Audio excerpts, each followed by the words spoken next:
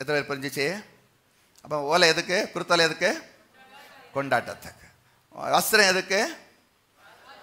ராஜாவாய் போக போறாருன்னு அர்த்தம். அடுத்தது கழுதை எதுக்கு? ராஜாவாய் அபிஷேகம் பண்ண போறாருன்னு. இப்போ சூழ்நிலை எத்தனை பேரை புரிஞ்சிச்சு? இந்த சூழ்நிலையில தான் சத்தம் போடுறாங்க, ஓசன்னா தாவீதின் குமாரனுக்கு ஓசன்னா, கர்த்தரின் நாமத்தினாலே. யோவான் எழுதின சுவிசேஷத்தில் இதே பகுதியில் வரும்போது கர்த்தருடைய நாமத்தினாலே வருகிற இஸ்ரவேல் ராஜாவுக்கு ஓசன்னான்னு இருக்கும். எடுத்து படிங்க பாப்பா. யோவான் எழுதின சுவிசேஷம்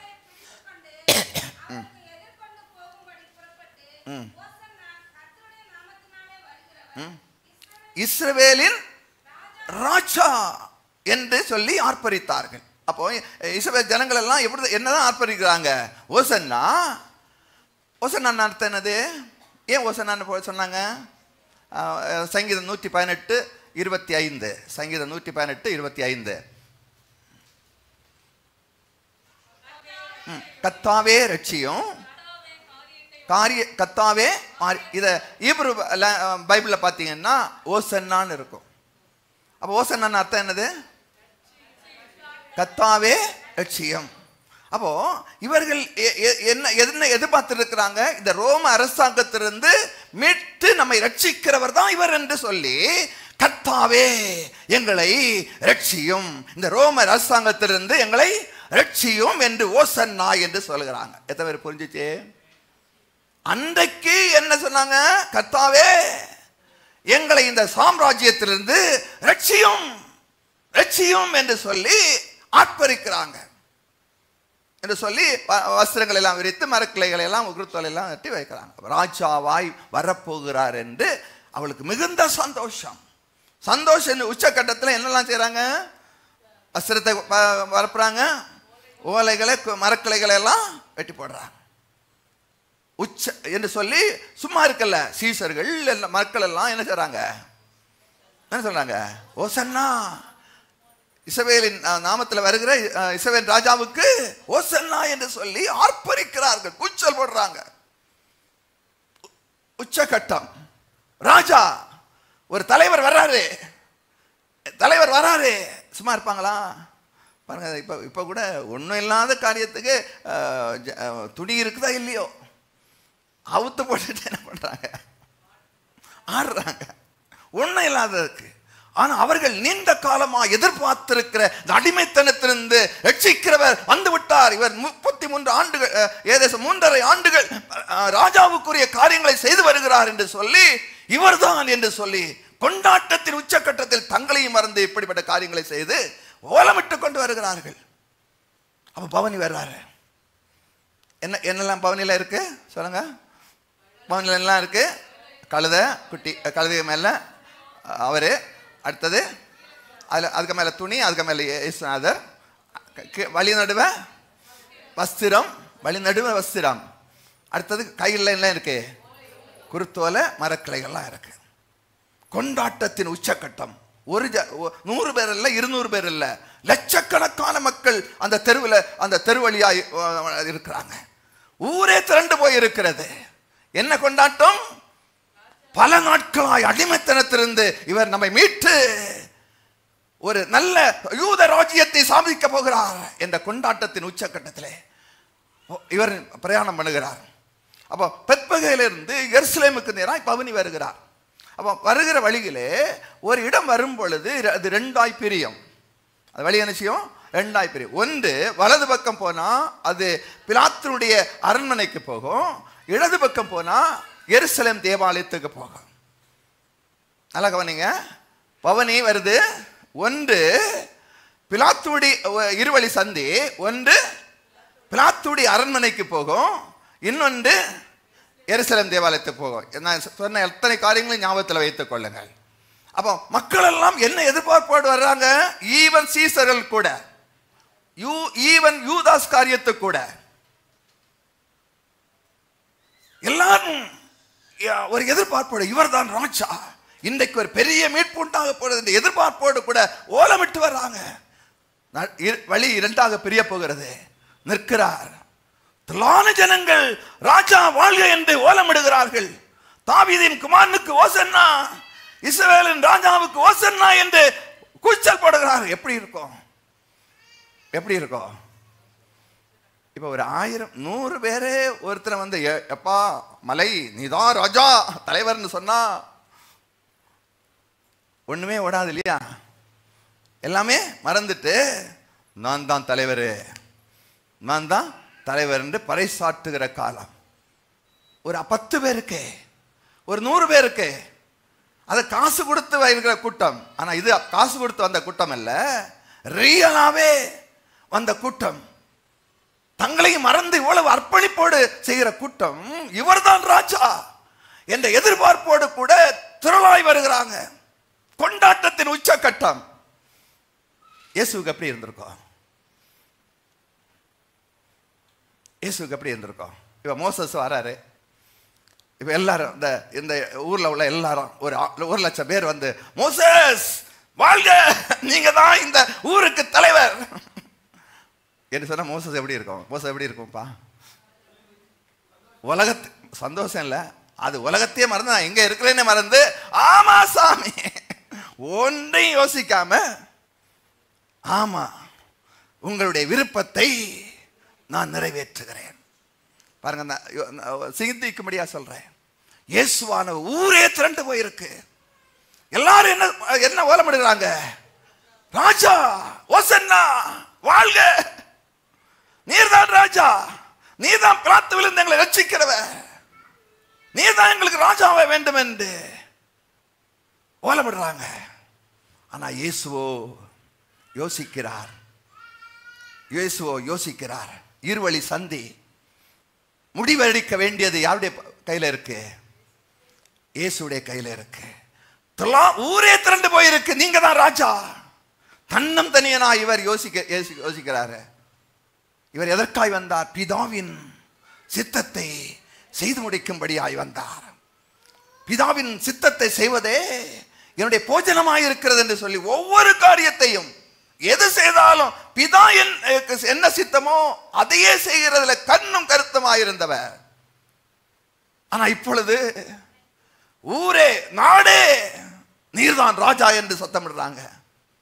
யாரிடத்துல போய் ஆலோசனை கேட்கிறது? யாரிடத்துல போய் ஆலோசனை கேட்கிறது? இப்பொழுது இவர் யார்? உலகத்தின் பாவத்தை சுமந்து தீர்க்கிற தேவ ஆட்டுக்குட்டி.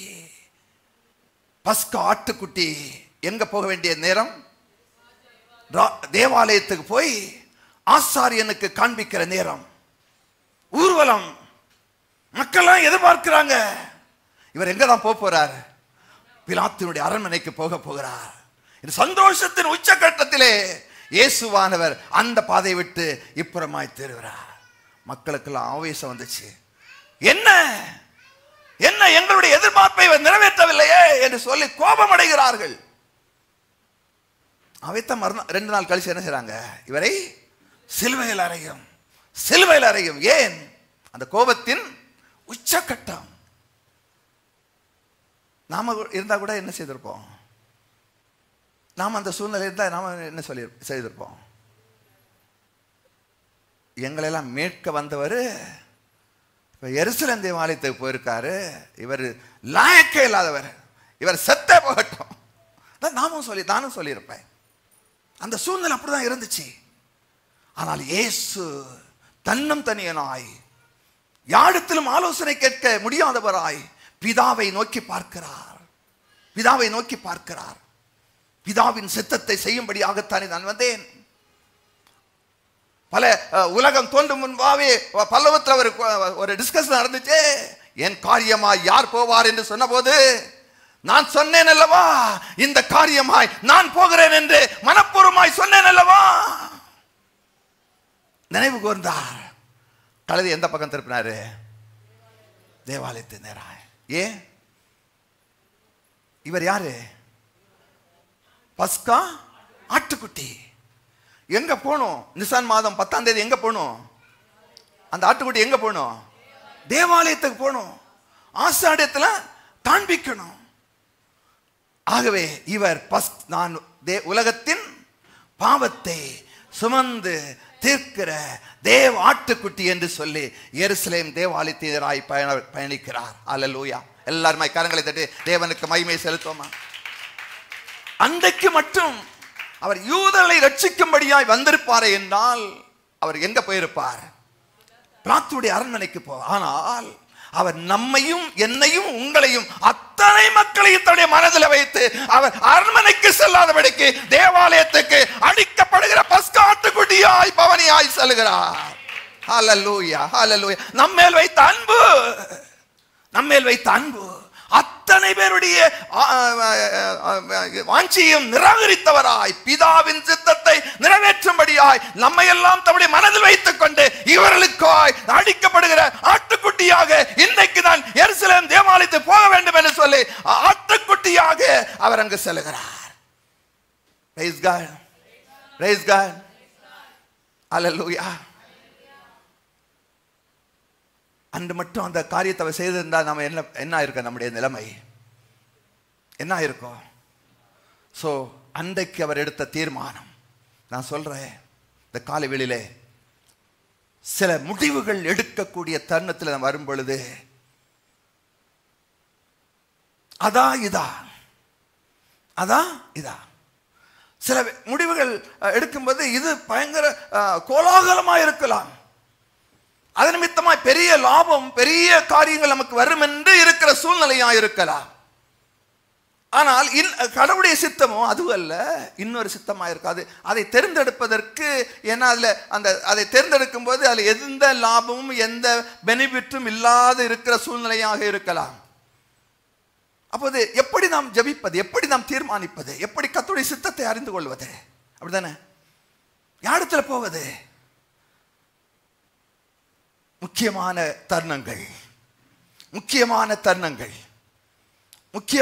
பல இடறி விழுவது இப்படிப்பட்ட காரியத்தில் தான்.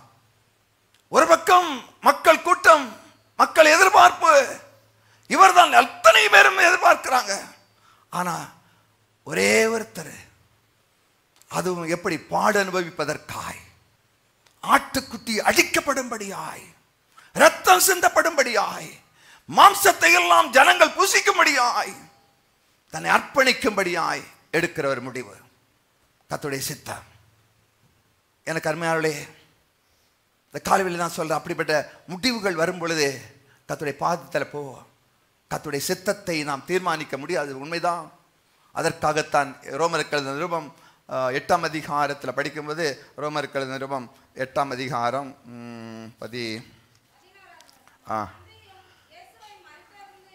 இல்லை, அதுக்கு அடுத்த வசனம் இல்லை, ஆவியானவர் பெண்ணுக்கடங்கா பெருமூச்சோடு நமக்காக வேண்டுதல் செய்கிறார். எந்த வசனமா?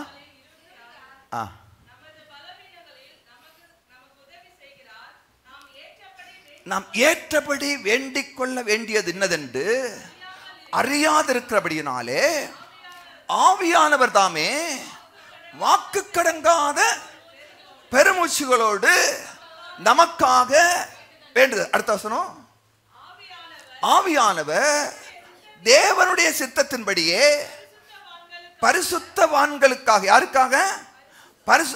பரிசுத்தவான்களுக்காக வேண்டுதல் செய்கிறபடியால். யார் வேண்டுதல் செய்கிறது? ஆவியானவர். எப்படி ஜெபம் பண்ணுகிறாரா? தேவனுடைய சித்தத்தின்படி. யாருக்காக?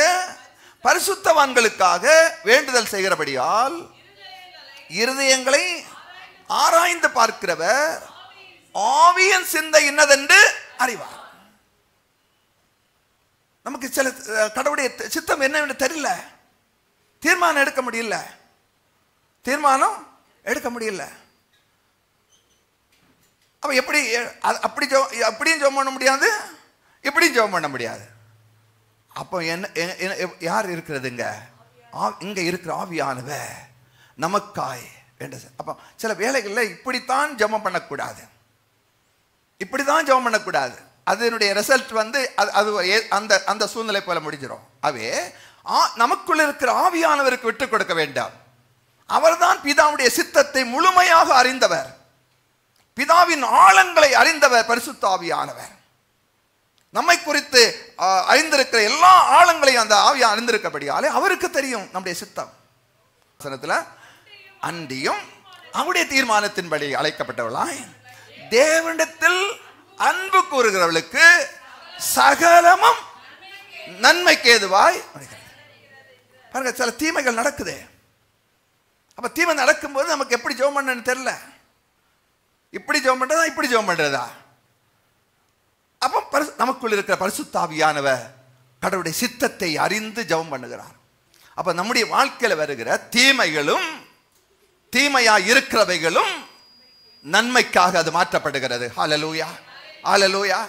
பாருங்க, இயேசுவானவர் அந்த சூழ்நிலை எல்லாம் இருக்காரு. மக்கள் எல்லாம் எதிர்பார்க்கிறாங்க, இவர்கள் பிலாத்துடைய அரண்மனைக்கு போய் அந்த நாட்டை பிடிக்கட்டும், நமக்கு ரட்சிப்பு வரட்டும். ஆனால் தேவனுடைய சித்தமோ உலக மக்களுக்காய் அடிக்கப்படுகிற பஸ்கா ஆட்டுக்குட்டியாய் இவர் எங்குத்தான் செல்ல வேண்டும்? எருசலேம் தேவாலயத்துக்கு தான் செல்ல வேண்டாம். தீர்மானம் எடுக்க முடிந்த அவருக்குள் இருக்கிற பரிசுத்த ஆவியானவர் அங்கே வழி நடத்தினார் அவரை. ஹல்லேலூயா. அந்த சூழ்நிலை கடினமாய் இருந்தாலும் எடுக்க முடியாத ஒரு தீர்மானமாக இருந்தாலும் ஆவியானவர் அப்படி வழி நடத்தினபடியாலே அதனுடைய முடிவு எப்படி இருந்துச்சு? மகிமையா இருந்தது. ஹல்லேலூயா, மகிமையா இருந்துச்சு, மகிமையா இருந்துச்சு. அவை எல்லாவற்றையும் சகலத்தையும் எப்படியாய் மாற்றினார்? நன்மைக்கு ஏதுவாக மாற்றுகிற ஆவியானவர் நமக்குள்ள இருக்கிறார். ஹல்லேலூயா. எல்லாருமே கரங்களை தட்டி தேவனுக்கு மகிமை செலுத்துவோமா? அவை சில காரியங்களை பிரசன்ட்ல பார்க்கும்போது தீமையாகத்தான் இருக்கும். ஆனா கர்த்தருக்கு ஒப்பு கொடுத்து ஆவியானவர் ஜெபம் பண்ண வச்சு தேவனுடைய சித்தத்துக்கு நாம் ஒப்பு கொடுக்கும் பொழுது அவருடைய முடிவு மகா மேன்மையாயிருக்கும். ஹல்லேலூயா, மகா உன்னதமாயிருக்கும். ஹல்லேலூயா. அவை சில வேளையில தோற்று போனோம் என்று இருக்கும், தோற்றே போயிட்டோம் அவ்வளவுதான். பட் இல்ல இல்ல, அந்த தோல்வியில் தான் உங்களுடைய ஜெயத்தை எல்லாம் கர்த்தர் வைத்திருக்கிறார். ஹல்லேலூயா. நீங்கள் தோற்று போகிறவர்கள் அல்ல, நீங்கள் ஜெயம் எடுக்கிறவர்கள். ஹல்லேலூயா. எல்லா இடங்களிலும் நம்மை வெற்றி சிறக்க பண்ணி அவரை அறிகிற அறிவின் மேன்மையை வாசனை வீச செய்கிற கர்த்தர். ஹல்லேலூயா. Praise God. நம்மை தோற்க விடவே மாட்டார். ஒருவேளை பிசாசு நம்மை தோற்கடிக்க வேண்டும் என்று பல சூழ்ச்சிகளை பண்ணினாலும் நமக்குள் இருக்கிற பரிசுத்த ஆவியார் நமக்காக வேண்டுதல் செய்கிறதுனாலே எல்லா காரியங்களையும் ஜெயமாக மாற்றி தருவார். அவருடைய சூழ்ச்சிகளையும் நமக்கு சாதகமாய் மாற்றி தருவார். ஹல்லேலூயா. நமக்கு சாதகமாய் மாற்றி தருவார். Praise God, praise God. பிசாசு சந்தோஷமா இருந்திருக்கும். இவர் எல்லாரும் அரண்மனைக்கு போன எதிர்பார்க்காங்க. இப்ப பாரு, சாகிறதுக்கு போறாரு. பிசாசுக்கு கொண்டாட்டம், பிசாசுக்கு கொண்டாட்டம். ஆனா அவனுக்கு தெரியல இதனுடைய முடிவு உடைய தலையை நசுக்குவதற்கா என்பதை அவன் அறியாதிருந்தான். Hallelujah. Praise God, praise God. ஆகவே இப்போது இயேசுவானவர் எங்க போறாரு? தேவாலயத்துக்கு போய் அங்க போய் சில காரியங்களை எல்லாம் செய்கிறார். Praise God. அப்ப எப்படி போகிறார் பாருங்க. இதில் சில காரியங்கள் சொல்றேன். சகரியாவின் புஸ்தகம் 9ஆம் அதிகாரம், சகரியாவின் புஸ்தகம் 9ஆம் அதிகாரம் 9ஆம் வசனம்.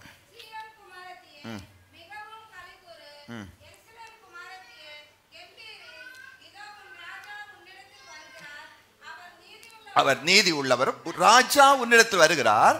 அவர் நீதி உள்ளவரும், ரட்சிக்கிறவரும், தாழ்மையுள்ளவரும், கழுதையின் மேலும் மேலும் ஏறி வருகிறார். அவர் எப்படிப்பட்டவர்? ரட்சிக்கிறவராய் வருகிறார், ரட்சிக்கிற ராஜாவாய் வருகிறார். எப்படி ரட்சிப்பு? டெம்பரரி ரட்சிப்பு அல்ல, உலகம் அனைத்துக்கும் ரட்சிகராய், உலகம் அனைத்துக்கும் பிசாசின் அடிமைத்தனத்தில் இருக்கிறவளை மீட்டு, பாவத்தின் அடிமைத்தனத்தில் இருக்கிறவளை மீட்டு, பலவிதமான சாபங்களின் அடிமைத்தனங்களை எல்லாம் மீட்டு தேவனுடைய ராஜ்யத்துக்கு சொந்தக்காலாய் மாற்றக்கூடிய பணியிலே அப்படிப்பட்ட இரட்சகராய் ராஜாவாய் அவர் எப்படி வருகிறார்? கழுதையின் மேல் வரார். இதை மக்கள் என்ன செய்யல, அறியாமல் போனார்கள். சீசல் கூட என்ன செய்யல, அறியாமல் போறாங்க. ஏன் யூதாஸ் காரியத்தை காட்டி கொடுத்தான்? பல காரணங்கள் இருக்கு. வந்து இவன் ஒரு தீவிரவாத கூட்டத்தில் இருந்து வந்தவன், ஆண்டவருடைய வல்லமையை அறிந்து வந்தவன். இவனுக்கு இருந்துச்சு, அவனுக்கு எப்பவும் அந்த கண்ணோட்டத்தெல்லாம் இருப்பான் இல்லையா. அப்போ இவங்க ஒரு ஒரு ஒரு வன்முறை நடந்து கொண்டு இருக்கிறது.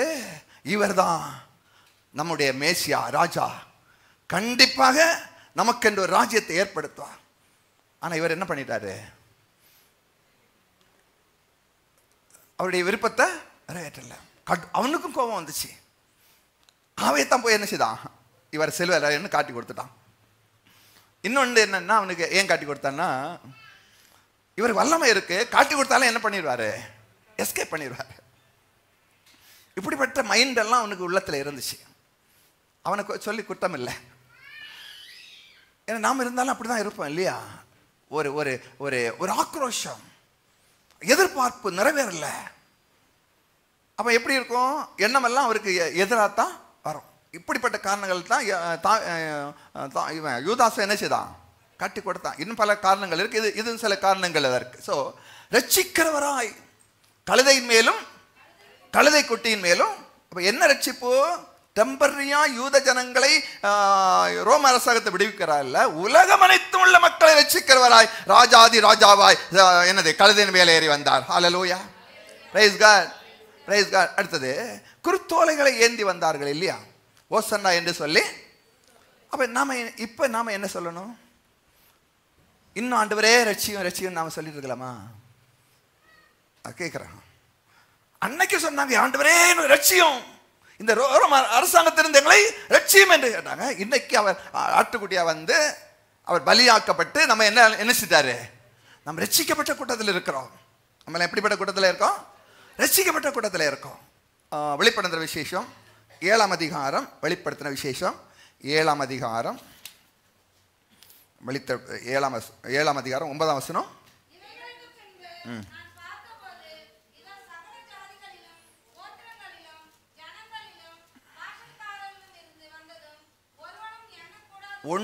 எண்ணக்கூடாதுமான திரளான கூட்டமாகிய ஜனங்கள்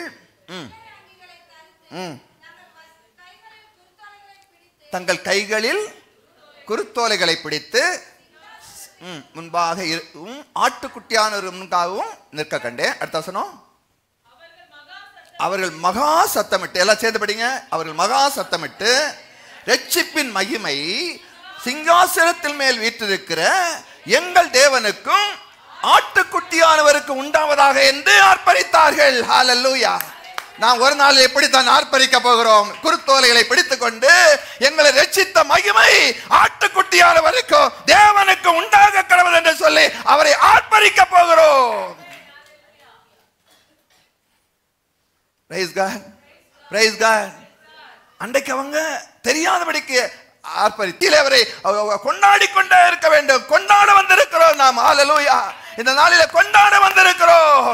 ஒரு குருத்தோலையை பிடித்து ரட்சியம் என்று சொல்வதற்காக அல்ல, எங்களை ரட்சித்த ஆண்டவரே என்று சொல்லி கொண்டாட வந்திருக்கிறோம். ஹல்லேலூயா, ஹல்லேலூயா. சோ அதுக்கு இதுக்குள்ள வித்தியாசம் எத்தனை பேர் புரிஞ்சிச்சு?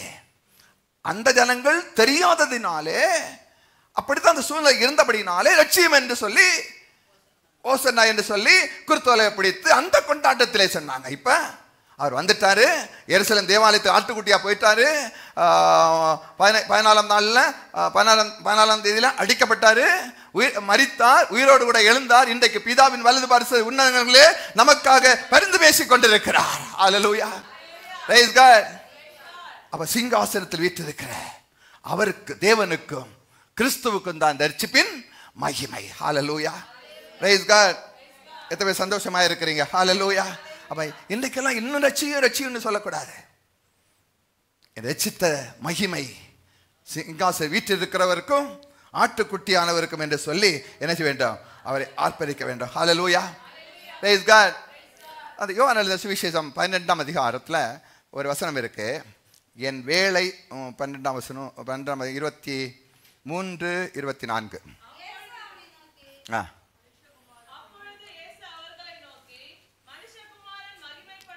மனுஷகுமாரன் மகிமைப்படும்படியான வேளை வந்தது. இப்ப இந்த நாள்ல சொல்றாரு அந்த வசன வார்த்தைய, மனுஷகுமாரன் மகிமைப்படும்படியான வேளை வந்தது. மகிமைப்படுறதா அடிக்கப்படுறதா? அவருடைய பார்வையில் இது என்னது? மகிமை. யூதருடைய பார்வையில் என்னது? அடிக்கப்படுகிற ஒரு இதா தெரியுது. அப்போ என் வேலை வந்துச்சு, என் வேலை மகிமைப்படும்படியான வேலை வந்தது. இதே காரியத்தை இன்னொரு சொல்வார். எங்க யாருக்கா ஞாபகம் இருக்கா? என் வேலை இன்னும் வரலன்னு சொல்வார். கல்யாண வீட்டில் ஊழியத்தை அப்பதான் ஆரம்பிக்கிறார். ராட்சச குறைபட்டுச்சு, அவர்கிட்ட வந்தபோது என்ன சொல்றார்? என் வேலை இன்னும் வரல. பாருங்க, அப்போ சொன்னார் என்னுடைய வேலை இன்னும் வரல. வேலை வரலன்னு சொல்லிட்டே என்ன பண்ணிட்டாரு? அவ்வளவு அற்புதத்தை செய்தார். திராட்சரசத்தை தண்ணிய திராட்சரசம் மாற்றார். பெரிய அற்புதம். தொடர்ந்து மிகப்பெரிய அற்புதங்களை செய்கிறார். சாப்பாடுல அவங்க சாப்பாடு கொடுக்கிறாரு. என்னது வியாதியஸ்ல சுகமாக்க, செவிடர்களை காது கேட்க வைக்கிறார், குடர்ல பார்வை கொடுக்கிறார், சப்பானிகளை நடக்க வைக்கிறாரு. யாராலும் செய்ய முடியாத மிகப்பெரிய அற்புதங்களை எல்லாம் செய்கிறார். உலகமே ஆச்சரியப்படுகிறது. அவ்வளவு மகிமையான காரியங்களை செய்கிறார். மரித்தோரை எல்லாம் உயிரோடு கூட எழுப்புகிறார். அவ்வளவு மகிமை. அப்ப வேலை வரலன்னு சொல்லியே இவ்வளவு மகிமையான அற்புதங்களை செய்தவர் இப்பொழுது என்ன சொல்கிறார்? என் மகிமைப்படும்படியான வேலை வந்தது. ஹல்லேலூயா, ஹல்லேலூயா. அப்போ வேலை வந்தது என்று சொல்லி பாடுபட போகிறார். பாடுபட்டு மரித்து பரலோகத்துக்கு போயிட்டாரு. இப்ப அவர் பாடுபட்டு மரித்ததினாலே, ஒப்பு கொடுத்ததினாலே அவர் இந்த உலகத்தில் இருந்த போது செய்த அற்புதங்களை காட்டிலும் மிகப்பெரிய அற்புதங்கள் நடக்க போகிறது. இந்த காரியத்தை எல்லாம் யாரிடத்தை ஒப்பு கொடுத்து சபையாகிய ரட்சிக்கப்பட்ட நம்முடைய கரத்திலே அந்த மகிமையான காரியங்களை செய்யும்படியாய் அவர் பரலோகத்துக்கு சென்று விட்டிருக்கிறார். அல்லேலூயா. அன்றைக்கு வேலை வரலன்னு இவ்வளவு காரியத்தை செய்தார்.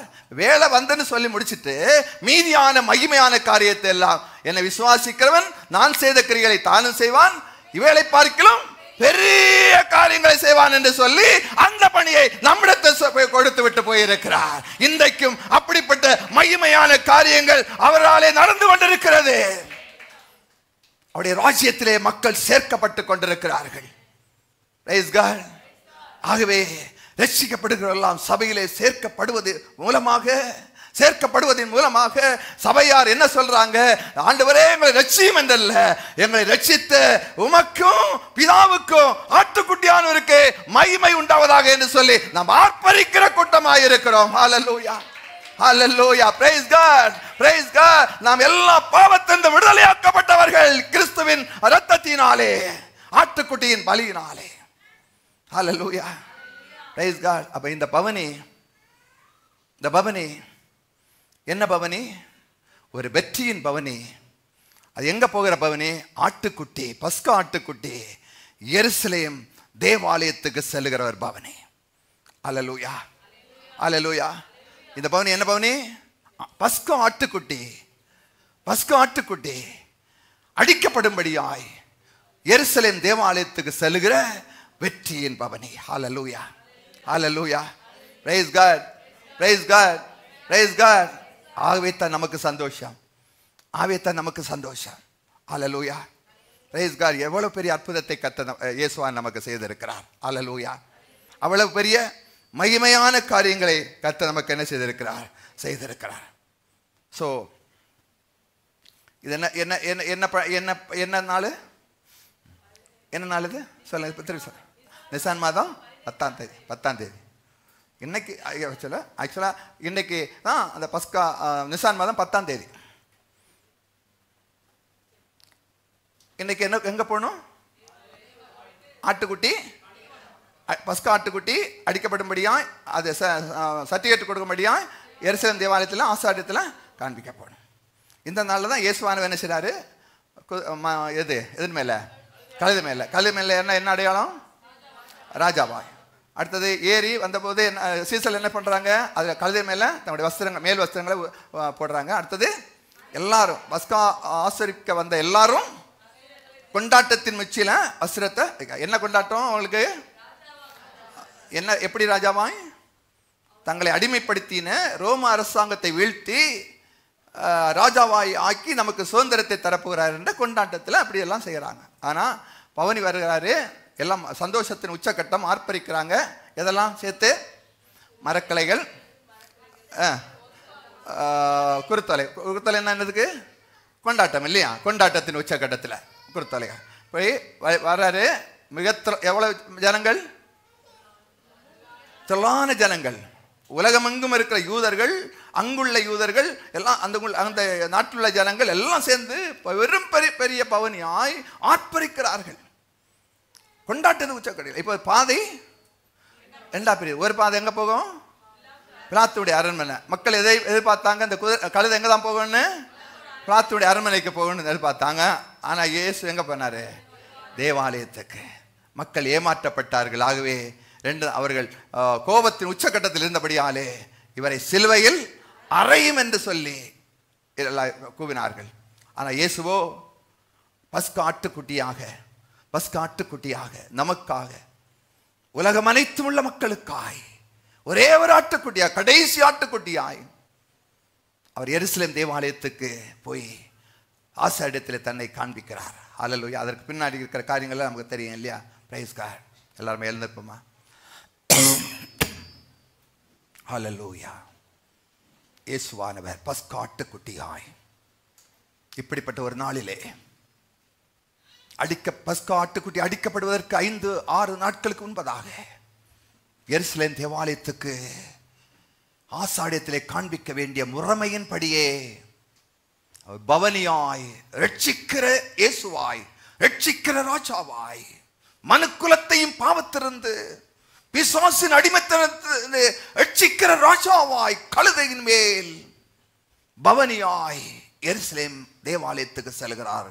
ஒரு ஆட்டுக்குட்டியாய், அடிக்கப்படுகிற ஆட்டுக்குட்டியாய், அடிக்கப்பட போகிற ஆட்டுக்குட்டியாய், சர்வ லோகத்தின் பாவங்களையும் தன்மேல் ஏற்று, பாவங்களை எல்லாம் ஏற்று, சாபங்களை எல்லாம் ஏற்று, வியாதிகளை எல்லாம் ஏற்று, தரித்திரங்களை எல்லாம் ஏற்று, சாபத்தின் உருவமாய் மரிக்க போகிற ஆட்டுக்குட்டியாய் எருசலேம் தேவாலயத்திற்கு செல்கிறார். இதுவரைக்கும் ஆர்ப்பரித்த ஜனங்கள் எல்லாம் கோபத்தின் உச்சக்கட்டத்தில் இருக்கிறார்கள். இயேசு ஒருவரே பிதாவின் சித்தத்துக்கு தன்னை அர்ப்பணித்தவராய், ஆட்டுக்குட்டியாய் இன்னும் சில நாட்களிலே தன்னுடைய சரீரம் பிக்கப்பட போகிறது, அடிக்கப்பட போகிறது, குட்டுயிராய் மரிக்க போகிறேன், எல்லாவற்றையும் பார்த்தவராய் எருசலேம் தேவாலயத்திற்கு பவனியாய் செல்கிறார். ஹல்லேலூயா, ஹல்லேலூயா.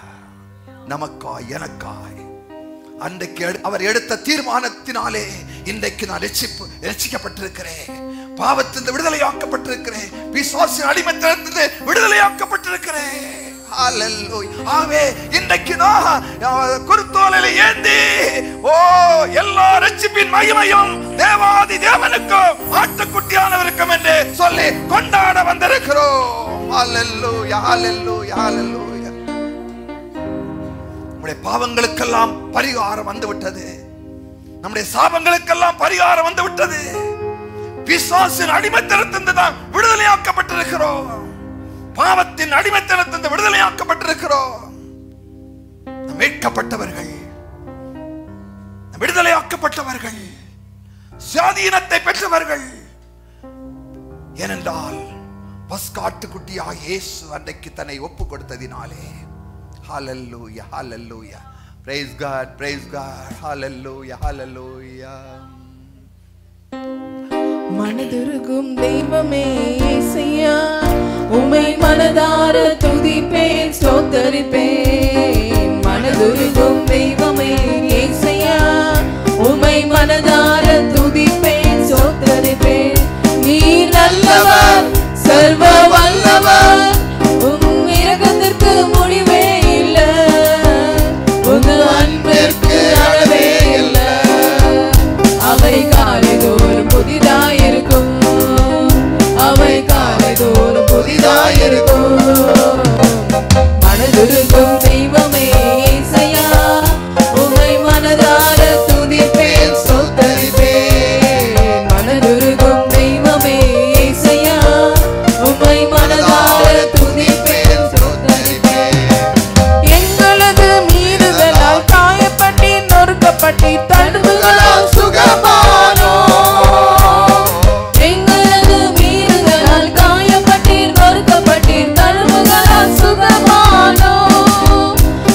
தழுவுகளால் சுகமானோ, ஐயா தழுவுகளால் சுகமானோ. மனதுருகும் தெய்வமே இயேசையா, உம்மை மனதார துதிப்பேன் ஸ்தோத்தரிப்பேன். மனதுருகும் தெய்வமே இயேசையா, உம்மை மனதார துதிப்பேன் ஸ்தோத்தரிப்பேன். நீ நல்லவர், சர்வ வல்லவர், உங்க இரக்கத்துக்கு முடிவே இல்ல, உங்க அன்பிற்கு அளவே இல்ல. அவை காலைதோறு புதிதாயிருக்கும், அவை காலைதோறு புதிதாயிருக்கும். நீ நல்லவர், சர்வ வல்லவர், உங்க இரக்கத்துக்கு முடிவே இல்ல, உங்க அன்பிற்கு அளவே இல்ல. அவை காலைதோறு புதிதாயிருக்கும், அவை காலைதோறு புதிதாயிருக்கும். மனதுருகும் தெய்வமே இயேசையா, உம்மை மனதார துதிப்பேன் ஸ்தோத்தரிப்பேன். மனதுருகும் தெய்வமே இயேசையா, உம்மை மனதார துதிப்பேன் ஸ்தோத்தரிப்பேன். நீ நல்லவர், சர்வ வல்லவர், உங்க இரக்கத்திற்கு முடிவே இல்ல, உங்க அன்பிற்கு அளவே இல்ல. அவை காலைதோறு புதிதாயிருக்கும், அவை காலைதோறு புதிதாயிருக்கும். மனதுருகும் தெய்வமே இயேசையா, உம்மை மனதார துதிப்பேன் ஸ்தோத்தரிப்பேன். மனதுருகும் தெய்வமே இயேசையா, உம்மை மனதார துதிப்பேன் ஸ்தோத்தரிப்பேன். ஹalleluya, ஹalleluya. எல்லாரும் கரங்களை உயர்த்தி இவ்வளவு பெரிய காரியத்தை தன்னையே அடிக்கப்பட போகிற ஆட்டுக்குட்டியாய் ஒப்பு கொடுத்து நம்மை எல்லாம் அடிமைத்தனத்திலிருந்து மீட்டெடுத்தாரே, நமக்கென்று ஒரு ராஜ்யத்தை ஏற்படுத்தி வைத்திருக்கிறாரே. ஹalleluya. எல்லாரும் ஸ்தோத்திரம் பண்ணுவோமா? ஹalleluya. அன்றைக்கு அவர் அந்த முடிவை எடுத்திராவிட்டால், மக்களுடைய எண்ணத்தின்படி அவர் செயல்பட்டிருப்பாரே என்றால் நம்முடைய கதி என்ன ஆயிருக்கும்? அடிமைத்தனத்தில் இருந்திருப்போம் அல்லவா?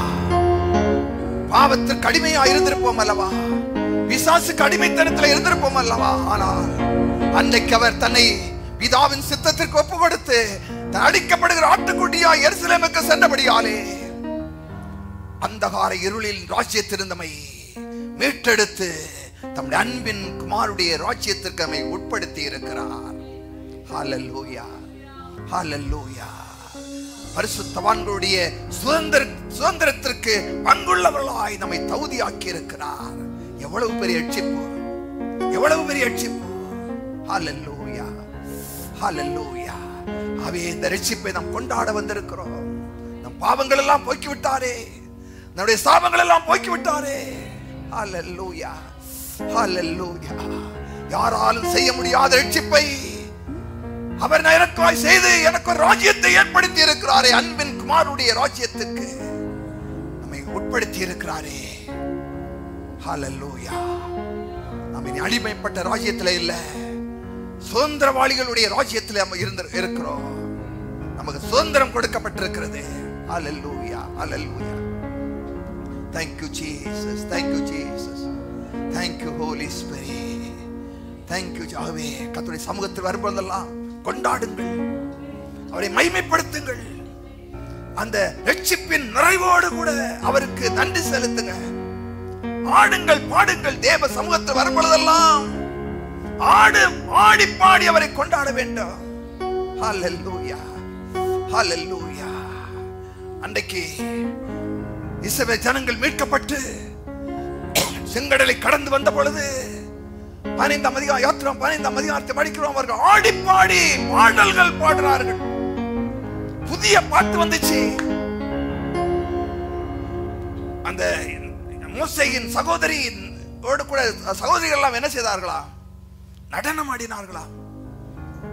என்ன பண்ணாங்க? நடனம் ஆடின. யாரு யாரு? மிரியாமோட கூட சேர்ந்து, மிரியா மட்டும் இல்ல, எல்லா பெண்களும் என்ன செய்தாங்களா? ஏன் நடனம் ஆட முடிஞ்சிச்சு? ஏன் நடனம் ஆட முடிஞ்சிச்சு? அவ்வளவு பெரிய மீட்பை தம்முடைய வாழ்க்கையிலே கண்ணார கண்டு அனுபவித்தபடியாலே தங்களையும் மறந்து நடனமாடினார்கள். அல்லேலூயா, அல்லேலூயா, praise God, praise God, praise God. ஆவே சபை கூடி வரும்போதெல்லாம் இது கொண்டாட்டத்தின் நேரம், நடனமாடுகிற நேரம். ஓ, ஏனென்றால் அவ்வளவு பெரிய ரட்சிப்பை கர்த்தர் நமக்காய் செய்திருக்கிறார். ஹalleluya, ஹalleluya, ஹalleluya. கொண்டாடுவோம், praise God. கொண்டாடுவோம், கொண்டாடுவோம், கவலைகள் மறந்து நாம் பாடுவோம்.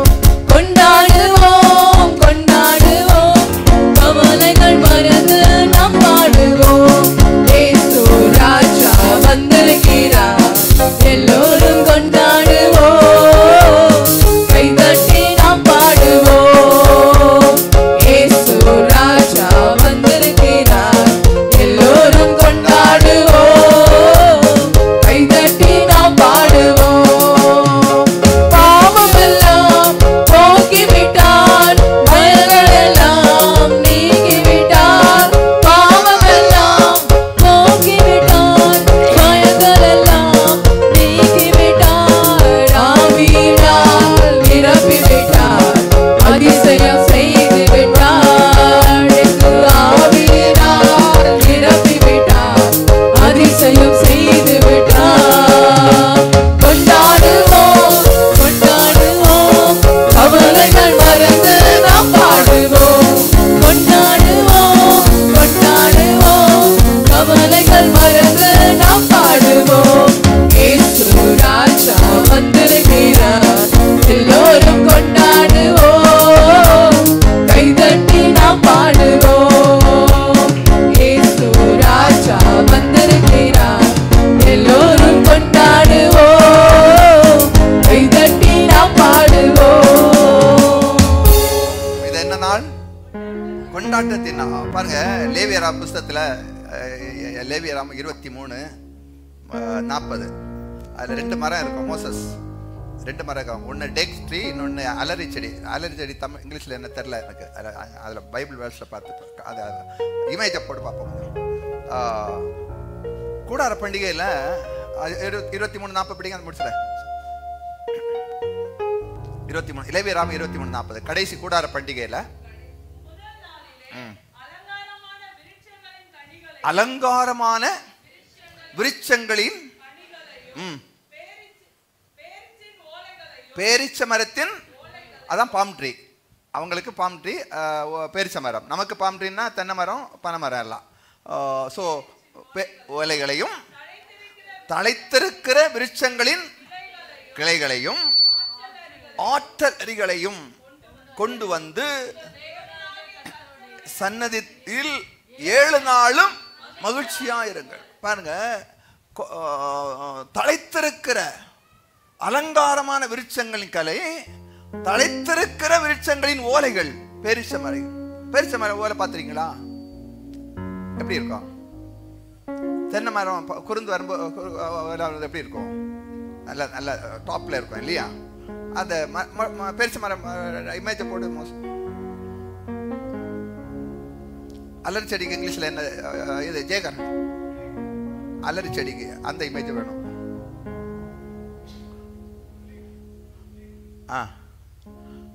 இமேஜ் இருக்கு கூகுள்ல, புரியுறதுக்காக சொல்லிட்டு முடிச்சுறேன். கொண்டாடுவோம், கொண்டாடுவோம். இன்னும் நிறைய நிறைய டேக்ஸ் இருக்க போல மரம் போட, நிறைய டேக்ஸ் இருக்க போல. அந்த இருக்கு, அந்த இருக்கு பாரு. இது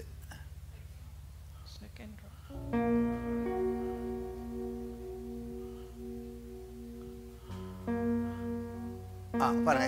இந்த மரம் ஓலை வரல, அது அப்படி இருக்கும். அது எப்படி இருக்கும்? தலை நிமிர்ந்து அந்த கனிகளை பார்த்தாலே இது எப்படி இருக்கு? செழிப்பு. அப்போ கூடார, இப்ப எல்லாம் நம்ம கூடார பண்டிகையில ஆசிரியர் வந்திருக்கோம் இல்லையா? அப்ப எப்படி ரட்சிப்பின் மகிமையை பார்த்தவங்க, இதோ குட் சூப்பர். இப்படி இருந்த பார்த்தாலே எப்படி இருக்கு? செழிப்பா இருக்கு. ஓலையெல்லாம் எப்படி இருக்கு? அப்படி இருக்கு. இன்னும் செழிப்பா இருக்கும் சில மரம் எல்லாம். ஸோ இப்படி செழிப்பான மரங்களை எல்லாம் தேவனுடைய சன்னிதானத்துக்கு வராங்களாம். இனி அலரி செடி, அலரி செடி எப்படி இருக்குன்னா அப்படி குண்டி போய் இப்படி இருக்கும் பாருங்க. அந்த கிளைகள் எல்லாம் கிடைச்சதா? இதான் டெக்ஸ். சூப்பரா இருக்கு இல்லையா? சாப்பிட முடியல இருக்கா? அலரி செடி.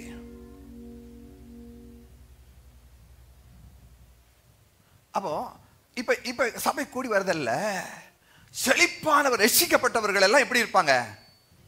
டேஸ் மரத்தை போல எப்படி இருப்பாங்க? செழிப்பா அலங்காரமா இருப்பாங்க.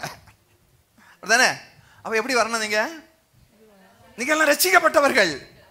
ரட்சிக்கப்பட்டவர்கள் டேக்ஸ் மரத்தை போல செழிப்பாய் அலங்காரமாய் தலைகளை நிமிர்த்தி வர வேண்டும். கொண்டாடி கொண்டு வர வேண்டும். ஹல்லேலூயா. அதே நேரத்தில் அலரி செடி இருக்கு. அலரி செடிகளும் வருதான். அலரி செடி கிடைச்சதா? என்னது? என்னது? வில்லோஸா? கிடைச்சதா? அதுக்கு பார்த்தா தான் உங்களுக்கு அது அந்த புரியும். அதுக்காகத்தான்.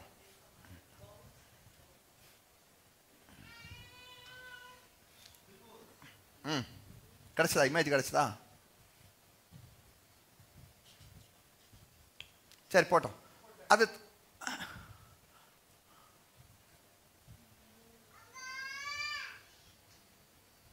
இதான் இலையெல்லாம் எப்படி இருக்கு? அப்ப ரெண்டு கூட்டம். ஒண்ணு ரட்சிக்கப்பட்டவர்கள் அலங்காரமாய் செழிப்பாய் தலை நிமிர்ந்து நிற்கிற கூட்டம். இன்னும் ஒரு கூட்டம் இருக்கு, வாழ்க்கையில எல்லாவற்றையும் இழந்து போய் எல்லாம் இழந்து போய் ஒன்றுமில்லாதவர்களாய் தலையை குனிய விட்டு அவமானத்தின் உச்சக்கட்டத்திலே வருகிற ஒரு கூட்டம். அப்ப அவர்கள் இந்த செடியை பார்த்து நான் இப்படியாய் வர முடியும் என்று அவர்கள் ஏவப்படுவார்கள். நேற்று சாயங்காலம் வந்தவர்களுக்கு தெரியும், ரட்சிக்கப்படுகிற சபை கூடி வருதல் என்றால் என்ன. அங்க அங்க அவர்களுடைய நற்கிரிகளை பார்த்து அவருடைய அன்பை பார்த்து இவர்கள் ஏவப்படுகிறார்கள். ஹல்லேலூயா, ஹல்லேலூயா. அப்ப சபையில இப்படிப்பட்ட கூட்டமும் இருக்கு. தலை கூனி போய் ஏன் கூனுகிறது? தலை அவமானத்தின் உச்சக்கட்டம், நோயின் உச்சக்கட்டம், இழப்பின் உச்சக்கட்டம். இப்படிப்பட்ட மக்கள் வருவார்கள். அதோடு கூட ரட்சிக்கப்பட்ட நாம் எப்படி வருவோம்? நாம எல்லாம் அப்படி தலை குனிஞ்சு வரக்கூடாது. கொண்டாட்டத்தில் உச்சக்கட்டத்தில் வர வேண்டும். ஹல்லேலூயா.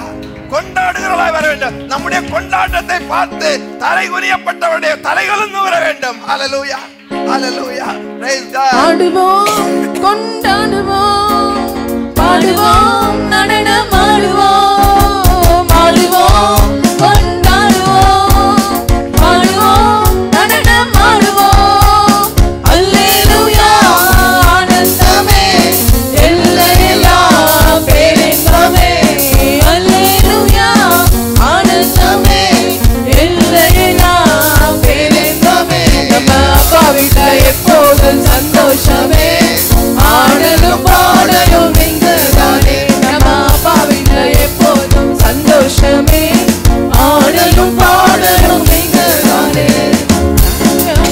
சுராஜா வந்திருக்கிறார், எல்லோரும் கொண்டாடுவோம், கைதட்டி நாம் பாடுவோம். இயேசு ராஜா வந்திருக்கிறார், எல்லோரும் கொண்டாடுவோம், கைதட்டி நாம் பாடுவோம். கொண்டாடுவோம், கொண்டாடுவோம், கவலைகள் மறந்து நாம் பாடுவோம். கொண்டாடுவோம், கொண்டாடுவோம், கவலைகள் மறந்து நாம் பாடுவோம். எல்லாரும் கரங்களை தட்டி ஆண்டவருக்கு பேரிச்ச மரத்தின் ஓலைகளைப் போல தலை நிமிர்ந்து நிற்கும்படியாய் செழிக்கும்படியாய் அன்றைக்கு அவர் எடுத்த தீர்மானம் நம்மை ஆக்கினதே. உமக்கு கூடான கோடி ஸ்தோத்திரம் அப்பா. எங்களை செழிக்க பண்ணி இருக்கிறீர், எங்களை தலை நிமிர பண்ணி இருக்கிறீர். ஓ மக்கு ஸ்தோத்திரம், மக்கு ஸ்தோத்திர. எதற்காய்? தலை குனிந்து நிற்கிற மக்களை எல்லாம், வாழ்க்கையில் இழந்து போய் நிற்கிற மக்களை எல்லாம் தலை நிமிர பண்ணும்படியாய் எங்கள் தலைகளை நிமிர்த்தி இருக்கிறீரே, எங்களை செழுமையாக்கி இருக்கிறீரே.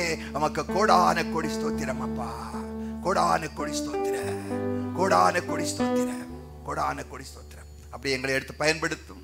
நாங்கள் கொண்டாடி மற்றவர்களையும் கொண்டாட வைக்கிறவர்களாக எங்களை மாற்றுகிறதற்காக உமக்கு நன்றி. தொடர்ந்து எங்களை ஆசீர்வதியும். எல்லா மகிமையும் துதியும் உமக்கு இயேசுவின் நாமத்தில் ஜெபிக்கிறவங்க நல்ல பிதாவே, ஆமென். எல்லாம் சேர்ந்து என் ஆத்துமாவே கர்த்தரை ஸ்தோத்திரி, என் ஆத்துமாவே கர்த்தரை ஸ்தோத்திரி.